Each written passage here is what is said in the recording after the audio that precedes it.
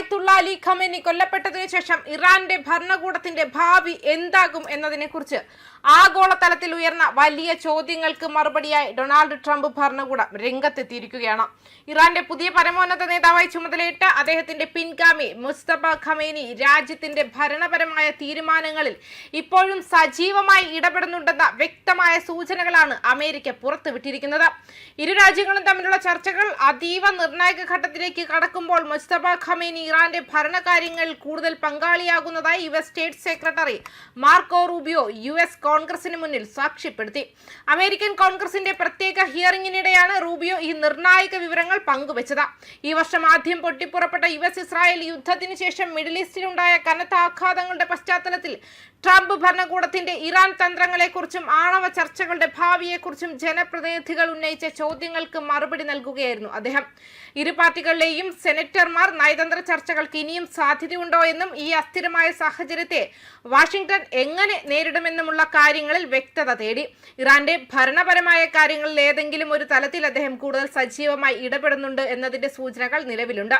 എന്നാൽ അദ്ദേഹത്തിന്റെ ആശയവിനിമയങ്ങളെല്ലാം തന്നെ എഴുത്തുപൂർവമായ പ്രസ്താവനകളിലൂടെയും ചില മധ്യസ്ഥർ വഴിയുമാണ് നടക്കുന്നതെന്നും റൂബിയോ സെനറ്റർമാരോട് പറഞ്ഞു.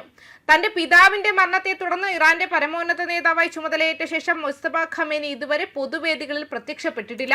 ഇറാൻ ഔദ്യോഗിക മാധ്യമങ്ങൾ പുറത്തുവിട്ട ചില രേഖാമൂലമുള്ള പ്രസ്താവനകൾ ഒഴിച്ചാൽ അദ്ദേഹത്തിന്റെ ആരോഗ്യസ്ഥിതിയെക്കുറിച്ചോ രാജ്യത്തെ ഭരണത്തിൽ അദ്ദേഹത്തിന്റെ ദൈനംദിന പങ്കിനെക്കുറിച്ചോ വളരെ കുറഞ്ഞ വിവരങ്ങൾ മാത്രമാണ് പുറം ലോകത്തിന് ലഭ്യമായിരുന്നത്.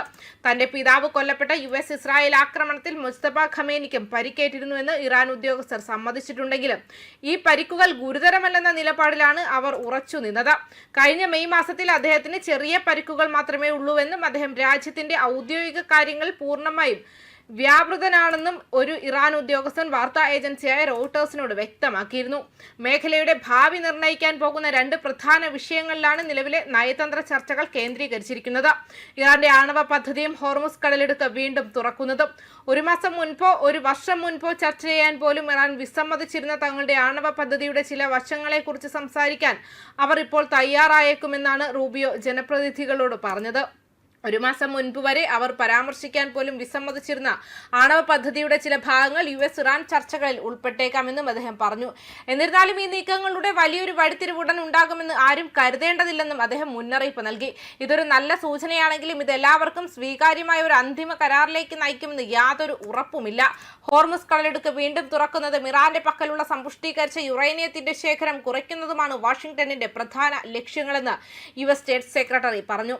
റൂബിയോയുടെ പ്രസ്താവനയിലെ ഏറ്റവും വ്യക്തമായ സന്ദേശം സാമ്പത്തിക ഉപരോധങ്ങളുമായി ബന്ധപ്പെട്ടതായിരുന്നു.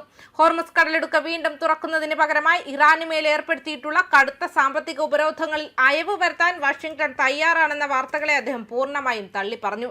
അത്തരമൊരു കാര്യത്തെക്കുറിച്ച് ചർച്ചകൾ നടന്നിട്ടില്ല, അങ്ങനെ ഒരു ഓഫർ നൽകിയിട്ടുമില്ല. പകരം ഏതൊരു തരത്തിലുള്ള ഉപരോധ ഇളവുകളും ഇറാന്റെ ആണവ പ്രവർത്തനങ്ങളുമായി നേരിട്ട് ബന്ധപ്പെട്ടിരിക്കുമെന്നും അദ്ദേഹം കൂട്ടിച്ചേർത്തു.